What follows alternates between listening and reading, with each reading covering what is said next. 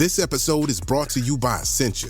A better you starts with better hydration. Essentia is on a mission to inspire people to do what matters most. Their proprietary ionization process transforms water from any source into ionized alkaline water, providing water that's 99.9% pure with a pH of 9.5 or higher.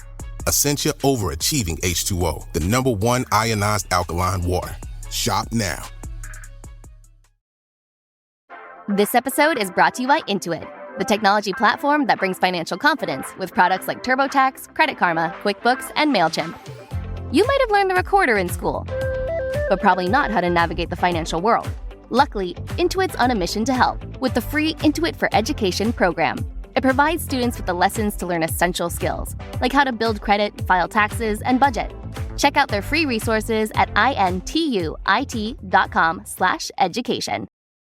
Today's episode, we're going to talk about grok and how to make small talk. Enjoy. Were you calling to me from outside of a dream? I wanna live, I wanna love you a little longer. I was invincible many years ago when I was so much stronger. I wanna smile. Welcome to the Age of Jeremy. My name is Jeremy Quintanilla. I am the founder and CEO of Q Consolidated Limited. We focus on investing and creating businesses in media and entertainment, finance, investing and insurance, education and e-learning, art, music and the humanities, earth and human sustainability and advancement, and earth and space exploration and transportation. Our current businesses include 3T Warrior Academy, Q Financial, Age of Radio, and Merlin, to name a few. You can find me on all socials at Age of Jeremy and on YouTube at Age of Jeremy, so make sure that you check that out. Except on X, it is at Age of Jeremy Q, and on Facebook, it is Cesar Jeremy Quintanilla. There are links to everything in the episode description. If you are new to this podcast, this is all about the trials and tribulations that I go through to build my business empire, and I hope you pick up some wisdom along the way.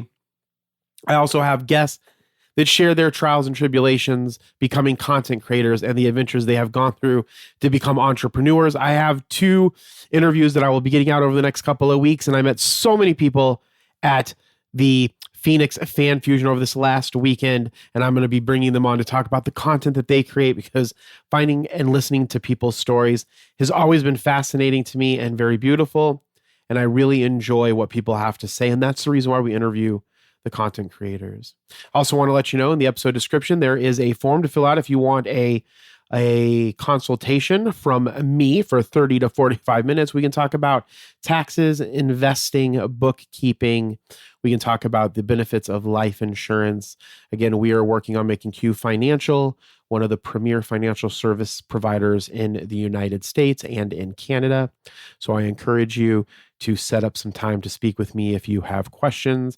And to that end, I need to make sure that that form has not been filled out and people are waiting for me to respond to them, because again, there's been so much stuff going on these last couple of days, but I'm super, super excited for everything that we have going on. The other thing that we have going on, we have some new live shows on the Age of Radio YouTube channel. So if you head on over to YouTube, type in Age of Radioverse. Again, there's a description in the there is links in the episode description. But we have our Cause Talk live show that goes on every couple of weeks. It's where Thermo Cosplay and Jinx Cosplay talk about all of the amazing stuff that is going on in the cosplay universe and tips and tricks to better help you cosplay if that is something that you are doing. I believe that cosplay is going to get increasingly larger over the next 2 generations. And I want Age of Radio to be in a position to help shape the universe of cosplay and also to help connect it across generations, because it is people being able to be themselves and enjoy doing what they do. And that is what my heart loves to see. Also, if you haven't joined our 3T Warrior Academy, you can get a 7-day free trial. We have our a 120-day challenge inside of there if you want to get your shit together. For some reason, I said 7-day free trial and forgot that we had that the other one was called the 120-day challenge. We have our 120-day challenge. There's all kinds of videos in there where we teach about financial literacy. We teach about how trust work, how insurance can benefit people. There are all kinds of great resources inside of the Warrior Academy. So check out that link in the episode description below. And I know I have so much stuff going on. Make sure you follow me on all the social medias. I already said that. Make sure you follow Age of Radio on all the social medias. Make sure you follow all of our businesses and make sure that you subscribe to my dope updates in my Instagram channel. And last but not least, this week on Thursday, I will be doing a fun little showcase inside of our Facebook group. You know what I also did forget? Man, there is so much. I'm just going to be transparent and honest with you. I got to figure out a better way of what I'm going to talk about at the beginning of these to let you know what's going on. On our Age of Radio YouTube channel, we also have Explain It All, which is a podcast that talks to independent content, comic book creators and Kickstarters. So make sure that you subscribe to that Age of Radio YouTube. And the last one is a showcase that I do. I'll be doing a showcase going live on YouTube this week. The showcase essentially brings someone up from our Addicted to Podcasting Facebook group. We talk to them about all the stuff that they have going on in their world and with their content creation. We just have a fun little, conversation. Nothing really pre-planned on that. Just two people talking about cool shit that they're doing. And we spread that live on YouTube, on X, and on our Facebook group. So if you're not part of our Facebook group, go to Addicted to Podcasting. Whatever else I was going to say. Oh, one last thing. And then on our Age of Radio versus Instagram, make sure that you subscribe to that because I'm going to be going live on that as well. Try to every single week for about 30 to 45 minutes to not only give updates on what's going on in the Age of Radio world, but also to bring up some of the people that are our podcast hosts on our Age of Radio network, because we are going to continue to build the strongest podcast network in the world.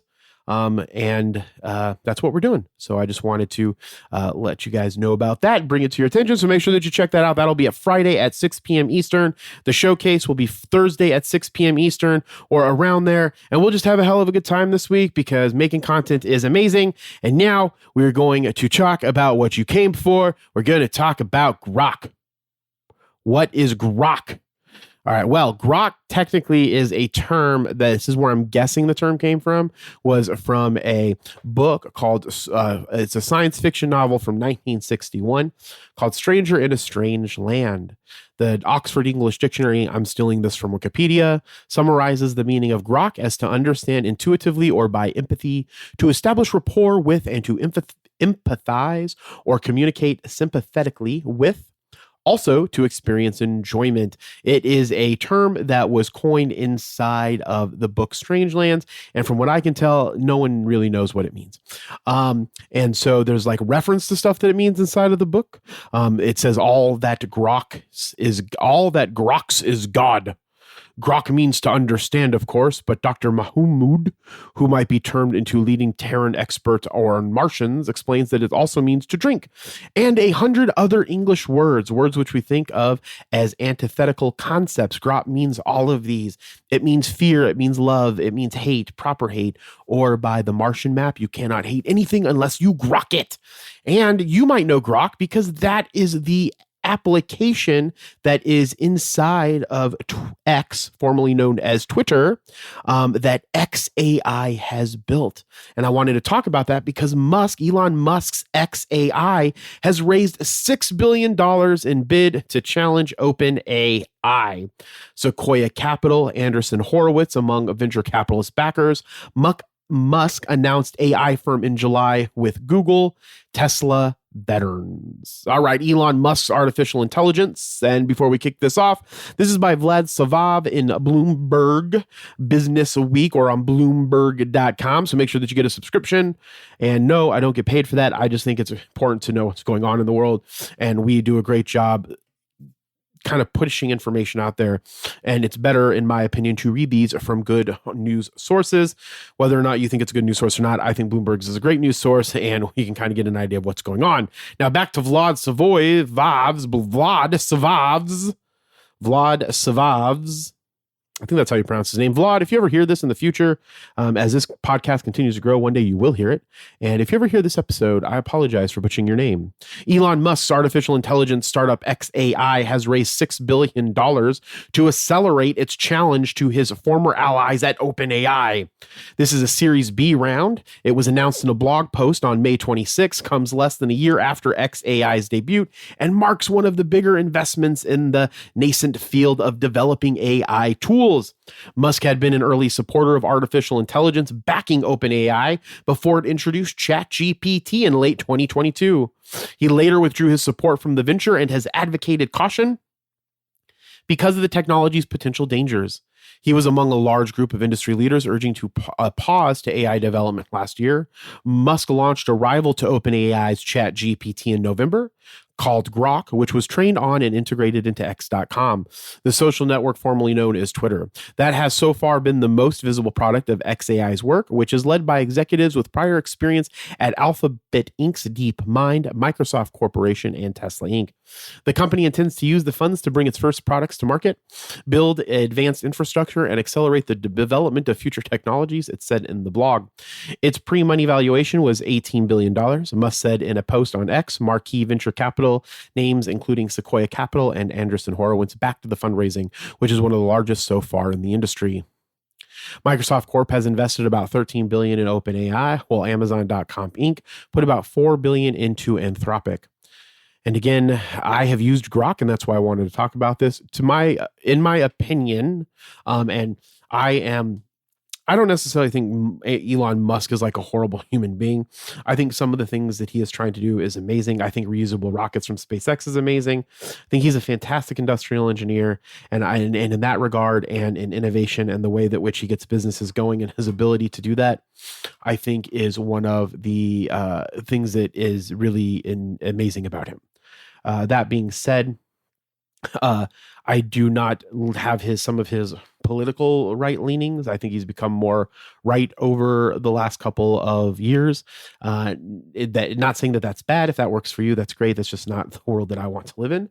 And I'm going to fight to make it more left than it currently already is. And if you don't want to follow me for that, cool, whatever. And just because that's something I think the world can do a lot better of without having conservatism, because conservatism makes us rigid, and we need to be fluid, and we need to move with the things that are changing. And there are really no true, in my opinion, absolutes in life, because we have really created all of it. That being said, I also think Elon Musk's right leanings have gone because the two of the longest term board members on Tesla is a Murdoch and then his brother. And Murdochs are obviously traditionally considered to be far right leaning, especially as it relates to Fox News. And you can just watch Succession, because Succession was loosely based off of the Murdochs. And so that being said, but I will never, ever, ever not give credit where credit is due to innovation and movement and his industrialization into the space world. And I think artificial intelligence, space, economy, and those technologies are a great time for anybody to start doing research in, anybody to start being a part of, being able to understand them, create products and services in them so that they can be a part of the next wave of infrastructure and economy that is created in the world. I sat this last weekend at panels during the Comic-Con. Age of Radio didn't have a table. I'm going to be releasing a lo-fi here this week. And in that lo-fi, I'll talk more about some of the stuff that I learned at Phoenix Fan Fusion and some of the stuff that I'm going to be doing at conventions moving forward as it relates to the brand of Age of Radio. But I was able to speak to some amazing people from the Space and Earth Center school here in Arizona State University. And I believe Arizona can be one of the strongest states for the space economy. And I encourage you to learn more about Arizona, because that's my goal, is to turn it into the next largest hub in the United States.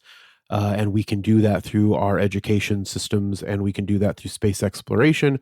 We have amazing space exploration stuff here. But when I was talking to them, they believe that there can be more privatization in this sector. They want more privatization because it creates more money to move the technologies forward.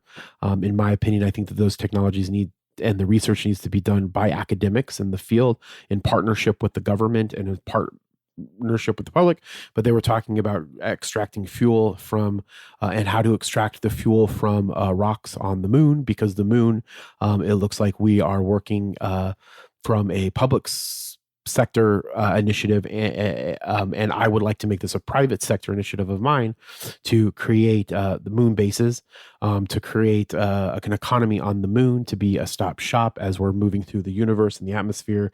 And we need to be able to get that fuel from the source. We also need to be able to eat food there. We need to be able to do all kinds of stuff there. And so because of that, I had a great time, and and I think that Elon Musk, in regards to what he's doing for space, is very, very beneficial. And I'm not sure if that means he's a good guy or a bad guy, but I will give credit where credit is due. Now, in relates to Grok, I actually like Grok. I've used Grok to make some jokes about AI and the way in which it responds to those jokes when I ask it funny questions, like, did AI rip off? No, I asked a question, did Elon rip off Dune? And it gave me this fun, long answer. Grok seems to be much more playful. It seems to be much more in line with what we would think of X, what we would think of how people act on Twitter, not necessarily the information that's pushed out on Twitter. And it works really, really well. I'm a big fan of Grok. I think that I would support it. I think that we can utilize it and implement it in a lot of different ways. And I would like to see it implemented in a lot of different ways. And if I have the ability to be, if I had the money right now and the ability to be a part of that venture capital piece, I would 100% do it, as venture capitalism and real estate are some of the big things that I'm trying to move us forward to in this year and into next year over my lifetime plan of building a $1 billion ecosystem in those industries that I had mentioned at the beginning of it. And so I would recommend that you try Grok. Let me know what you think about it. DM me on X, send me a Snapchat if you'd like. Tell me what you think about artificial intelligence. Do I think that it's going to destroy the world? Possibly, but we won't know until we are actually destroyed by it. So with that being said, I'll be right back after these messages. Sweet Tarts dared to combine sweet and tart. But we didn't stop there. We combined soft and bouncy to bring you new Sweet Tarts Gummies Fruity Splits, a uniquely delicious dual-sided gummy with one side that's sweet and one side that's tart, but entirely smooth and squishy. A powerfully perfect combo. Sweet Tarts, dare to combine. Welcome to the Flash Finds podcast, the world's fastest podcast where we explore how Facebook can help you with the stuff you're into. I'm Emma Rogue, and today I'm with Megan, a member of the Unity Skate Collective group. So Megan, what's the best roller skating tip you've gotten from your Facebook group? That's probably to square your shoulders. It took me a really long time to learn spins, and it was because my shoulders weren't balanced. But if I balanced them out, I got it. Say less. I will definitely be joining. Thanks, Megan. See you next time on the Flash Finds podcast, all about discovering the stuff on Facebook you care about. Bye. All right. So I just spoke at our Freedom Conference a couple weeks ago before we went to Vegas and then before I went to Virginia. So it's probably been like a month now. And man, those months fly by. And I spoke about the importance of building relationships. And I put out a Twitter X post here before I did this podcast that actually, it might not have been an X post. It might have been in my market updates inside of my Instagram. But essentially, I'm really dedicated and focused on getting back into the organizational development, the development of the human being as it relates to organization and the stuff that I went to school for, along with the stuff that I want to continue as hobbies. I had a great conversation with my cousin when I was in Virginia. Speaking to my other cousin who's getting ready to go to college. He's going to go to community college and then hopefully go to George Washington University. And I support people going to college, and I want everybody to go to college if they can. And I want to help people afford to go to college because it has completely changed my life. And again, that's one of the things that's different about narratives. Me going to school, it's difficult for me to say that going to college isn't beneficial in lots of different ways because I have benefited greatly from it, even taking on a lot of debt, being able to get into a place, get the knowledge base, the education base to push forward and create long-term wealth and massive amounts of wealth. And so for me, I am a vast supporter of public education. I'm a vast supporter of education. If people want to have their children go to private school or they want to homeschool them, that's on them. But I think that we should all be pushing to make public education better, safer, and getting our children to where we need them to be productive members of society and hopefully move the society in the direction that we want to move it if we can ever, be able to if we can ever be able to decide exactly, if we can all get together on where we want that society to go, I guess, if we can all agree on it. And so I was talking to him, and she was saying that, you have your career, and then you can have your hobbies, and then you can have your hobbies turn into careers. And it really got me thinking about it too, is that I went into business because I loved business. And I went into business because I loved finance and accounting. But there's also other things that I love, and there's no reason why you can't continue to do those things and continue to have them make money and be things that make you happy and that you learn about and that you produce in the world. And so it just kind of changed my light on a little bit about how I was thinking about where my life was going. And that kind of inspired me more to get more involved with the business sector, in the education of the business space, and the education from an academia space, being more involved with learning more, getting more LE educated, because I don't think one of the things that we are not doing really well, in my opinion, in our businesses is learning and development, because we don't have someone that's educated in that field to be pushing us to be learning and development. And we think that each individual person is going to know what they need to learn, and we need to get better at that. And that's something that I hope to work on as I move forward with building strong processes for the businesses that I'm trying to move us forward into the future, to create the ecosystem that I want and the world that I want and to see. And so if you were able to see my Freedom Talk, one of those big things that I'm really focusing on for myself is networking, business relationships, getting much better at that, kind of being a mover and the shaker in that space. The other thing is too, I've been reading Path of Power by Path of Power. It's about Lyndon B. Johnson. It is by a guy that I always forget his name, and he's one of the greatest biographical authors of all time, and it drives me crazy. And I don't have the book near me. Let me look it up. I don't know what that sound was when I was screaming, but I'm okay and I'm safe. But essentially, the Path to Power and the books about it, the author, whose name is, I don't know what came up. Path to Power, the years of Lyndon B. Oh, Robert A. Caro. Geez. Okay. So Robert A. Caro's idea was that he wanted to understand where power came from and what created the ability for people to have power inside of a system. And so the thing that makes Lyndon B. Johnson so amazing, as far as the first book, A Path to Power, and then there's 3 other books after it, and he's working on a 5th. Hopefully he'll make it before he dies. Namo Mitabutsu. Hopefully he does that. And so he's trying to figure out where power comes from. And the sense that I get in these beginning chapters is that it really comes from the relationships that you have. And it sounds so cliche, but it's about the people that you know, not what you know type of thing. Because, Lyndon B. Johnson wasn't really all that, I guess, smart, but he was an innovator in the public sphere. He was always thinking in terms of creating power, and he was always creating strong relationships and building power within his network to rise himself to power through the ranks. And I think that that's one of the things that Robert Caro is trying to try to understand in this biography. And again, I'm only 300 or 400 pages into the first book. I think I have about 300 or 400 pages left, and then I'll move on to the next book. And that's really what I'm trying to read through this year. But I have not read any pages in probably 2 weeks. So we'll see how well that goes as we move forward. And so the point is that networking and the ability to create conversations is super, super important for me.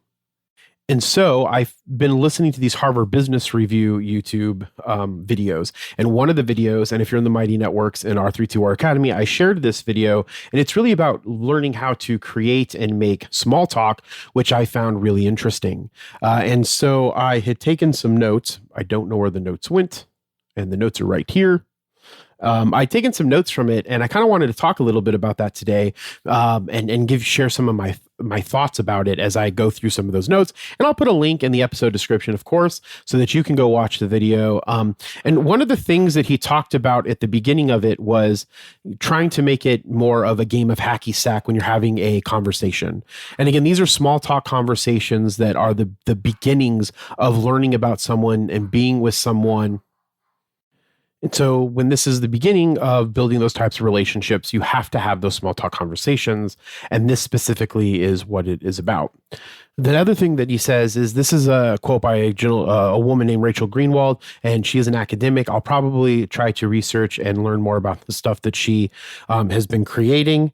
And it's very important to, the quote that she has is, your goal is to be interested, not interesting, which goes back to more of a understanding of listening when you're engaging in small conversation and getting the other person to kind of tell what it is that they are telling and waiting for them to ask you questions so that you can tell what it is that they asked you about specifically. So the other thing too is you need to be present and involved in the conversation. And I think these are things that we all kind of know, but we create this apprehension or this anxiety when we're having those first conversations with people. But again, if you've ever read the Daniel Pink's To Sell is Human, we're always selling whatever it is in the world. It doesn't have to be a product. It can be, or a service. It can just be our ideas. It can be our relationships. It can be us as an individual. And all of these things really start with these beginning conversations. And that's why it's so important for me to kind of get better at these and to master these over time, especially in regards to that path to power situation that I mentioned earlier.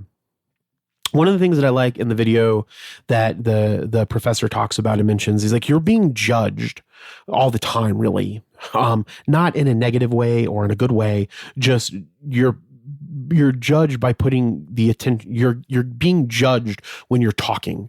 And it doesn't mean, not judgment in like a bad way. It just means people are listening and they're thinking. And if you make a mistake, they might notice it, but they may not say anything. And they may realize that other people do notice that they realize that they make those types of mistakes. So they won't say anything, but he says you're being judged. And one of the ways to help with that judgment part, especially if you have a problem with really understanding that, is by putting the attention on the other person.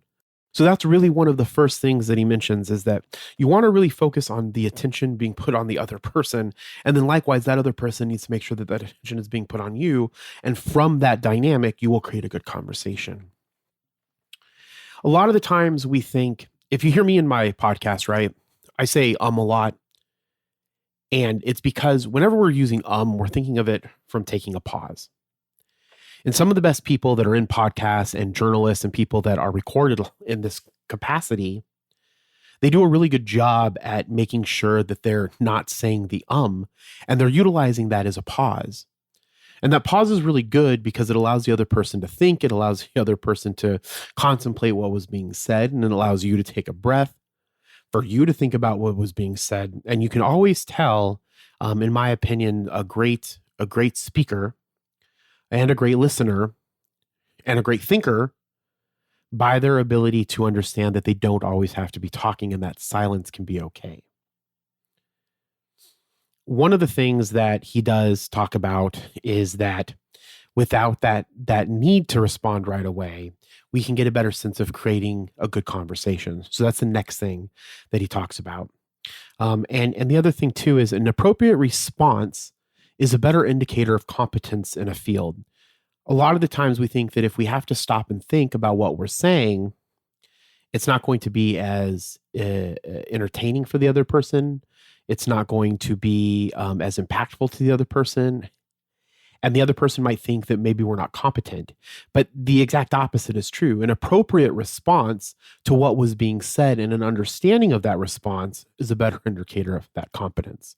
So what are some ways that we can do to slow things down when we're having a conversation? So one of the things that we can do is paraphrase what was said. So when you paraphrase for what was said, it forces you to slow down and it forces you to listen. So if you're having a conversation and you're talking about the best way to roll tacos is by using a corn tortilla, putting the meat in it and rolling it, then I could say, you know what, I can just go ahead and rephrase that or put it a thing and say, I never thought about that way, but, putting the meat inside of the tortilla and then putting it towards the end and rolling it and then bending the back, that might be a better way. I'm going to have to try that. The other thing that it does is it validates what was happening. So it validates whether or not what the person said, you understood it correctly. So not only is it giving a thought for us to understand what was happening, it gives a good way to validate the content of what was being said when we paraphrase, when we're able to repeat it. And it does take some practice and time. And by no means am I a master at that or anything, as I'm trying to become a master in this and trying to understand it better and learn and practice more as we move forward in our, governance and executive positions. But, I think that it is something that needs to be practiced, is validating and rephrasing a lot of that content. Because a lot of the times what we do is we listen to judge enough, or we listen just enough to judge, or respond, and to rehearse how to respond. So it's really about slowing down and listening to understand. One of the other things that works really good that they mentioned in the video was pause, tell me more, and ask questions. So tell me more, give me some detail. What did you mean? So it's a way for them to revalidate what was said. Maybe it is to get the conversation going. Maybe someone says that thing about the tacos that I just said, say, hey, could you give me some more detail? What do you put on that? What is that like? How do you cook it? And then that continues that conversation. And then again, they will eventually be asking you questions and so forth. And then it becomes a game of hacky sack of making sure that we are keeping the conversation going over time. What if you say something dumb or you make a mistake? Well, it's always about connection, not perfection.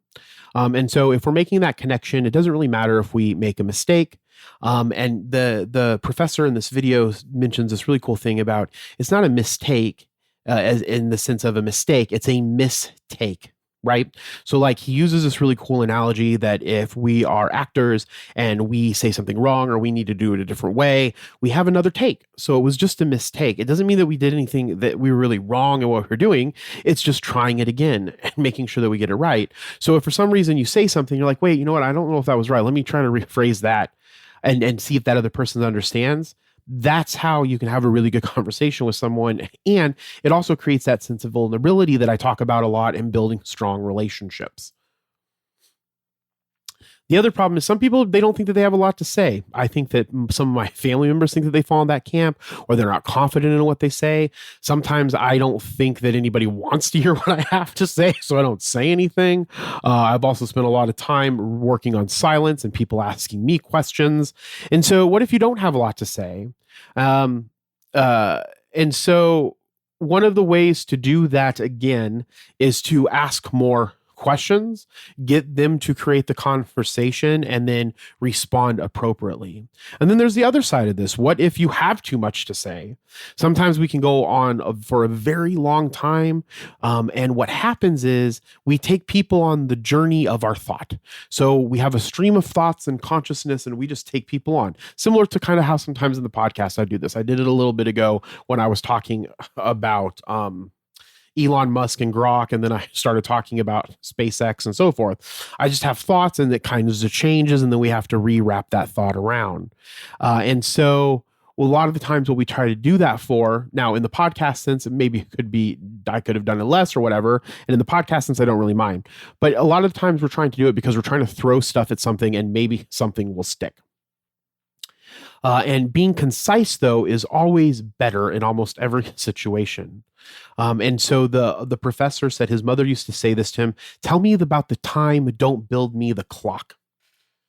And I think that that's one of the best phrases that we can think about being concise. A lot of the time stories get too long and drawn out because the person's trying to build the clock rather than saying about the specific time. Unless there is past information that's pertinent to us understanding what happened in that specific time, then the less is the better, and the more that we can start with getting to the point and then conversing more about adding on to that piece of it. And here are some things that he mentions to kind of help us be more concise. So we can create structure in our conversation. A lot of times small talk is not really structure, but it can have some structure to it. Is that we need to kind of think of what we're talking about and use logic connections of points, kind of like a map to get what it is that we're trying to get across. And he gives these 3 questions that can really help with that. It's what, so what, and now what. So what is essentially the idea, the product, the belief? This is what I'm talking about. This is what's happening. Why is that important to other people? Why do you find that interesting? And then the next steps in what is specifically happening. So for instance, if I'm talking about my product, S32 Academy, if someone asks me the weird nuanced question of what do you do for work, I can be like, hey, we have this really cool education platform where we help people learn about investing. We help them learn about business. We have different coaching tier systems that we can coach them through with their life to help them get certain things together, learn about exercise and working out, and how to be mindful and how to meditate and so forth. It's really, really interesting. And it's really super important to me because a lot of the times I didn't have that when I was growing up, and to be a part of that community and being able to provide that to more people is really, really cool. And then I can add on to that and say, hey, would you want to set up maybe time for us to sit down, or I can talk to you, or maybe I can take you out to eat. We can talk more about it. Or do you like golf, or do you like jujitsu, or do you like exercising, or whatever the case is? And that's how we would get to that next step.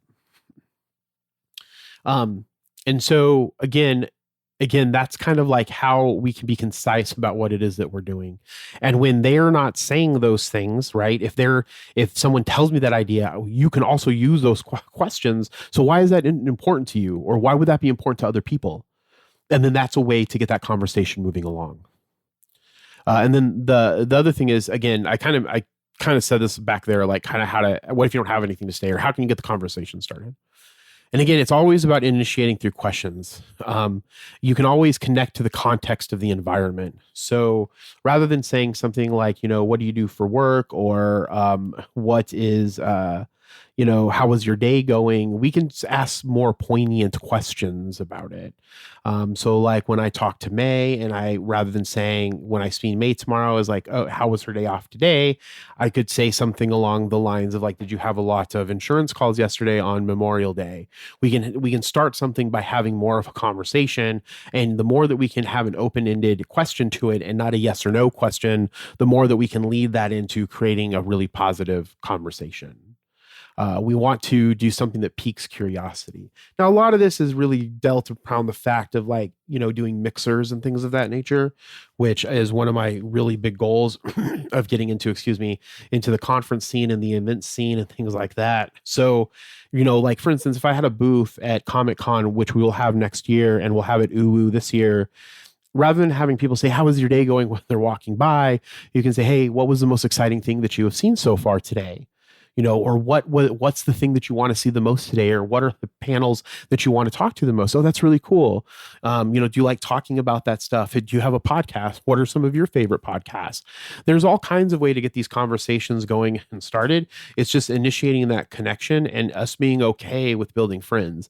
I think that one of the things that we have this thought on as we're growing older is that as you get older, you don't meet new people. Right. The reason why your best friends in high school are traditionally your best friends is because you have the key elements that was needed to create good friends. That was knowing people, that was seeing them on a regular basis, and that was creating vulnerability with them. And those are the things that create good relationships. And we have this thing in our mind because of the way that social media talks and the way that things are, is that we should only have a few close friends. And I don't necessarily 100% disagree with that. I think that there's those friends that are really at the top of our pyramid that we're the most vulnerable with, that we're the most closest to. But the thing is, and this is going to sound really, really bad, and I'm really sorry to say this, and I hope that I don't offend anybody, but some of those people could die. And if you don't have anybody in the backup that you're nurturing and building strong relationships with them, then you don't have that vulnerability with new friends, then you don't have that same amount of happiness and connection into the world anymore. And so that's why having multiple friends at different layers and friendships is super, super important. And this isn't a bad thing, because what we find is that when you have good, vulnerable relationships and friendships, you end up having a longer, healthier, happier life.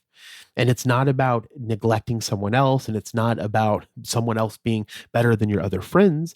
It's about having strong, fun relationships with lots of people, or people that are in different areas in vulnerability in those relationships that you have. And that should never be overlooked. And it doesn't necessarily need to be looked at as like a business enterprise or anything like that. But that's what we need to think about when we're building relationships and having friendships. And then the last thing that he mentions is how to end the conversation. Rachel Greenwald, who again, he quotes twice in this. So I'm going to definitely have to go check out Rachel Greenwald after this. Is that there's a white flag approach. So one of the hardest things is ending a conversation. We usually rely on biology, he says in the video, to end the conversation. And that means that we're going to say, oh, I have to go to the bathroom. I need to go get a snack. I need to do this. You know, it was great talking with you. Let's connect later. But Rachel Greenwald says, let's just use this white flag. I need to go in a moment, but before I go, and then you ask a question. So as it relates to tacos, I must be wanting tacos. Actually, I had a sandwich before this. I had tacos last night. I ate a lot of tacos. In fact, life is better when you eat tacos. So make sure that you go get some tacos today because it's Tuesday and we can call it Taco Tuesday. The white flag approach is I need to go in a moment, but so I need to go in a moment, but how would I go about learning how you make those tacos? Blah, blah, blah, blah, blah. You know what? That is great. And then you can do a next step. Hey, you know what? Let me get your phone number. I'll call you. Maybe you can show me how to do the tacos. And now we have a friend, and now we have an acquaintance, and now we have a business relationship, and our net worth grew larger. And again, I don't want this to be perceived as that this is always about like this, we need friends because of our net worth. I'm trying to portray that relationships are the most important thing that we can be having in life, whether that's relationships with people, whether that's relationships with animals, whether that's relationships with whatever. I guess insects would be an animal. I don't know. Would an insect be considered? I guess so. It just wouldn't be a mammal. But whatever it is, the goal is that when we have relationships with people, that is more important than any other aspect that we can have in the world. And if we take that a step further, relationships with family is more important than the relationships with anything else that we can have in the aspect in the world. And the relationships with our children, I don't know if I just mumbled all that together. Relationship with our children goes that step forward. And so the more that we build these strong, healthy relationships, the happier lives we will have. But the other added benefits are that we will have the access to more and more opportunities when we have more and more strong, vulnerable, healthy relationships. That being said, as I always say, be thankful, grateful, and kind, and we will talk with you next time.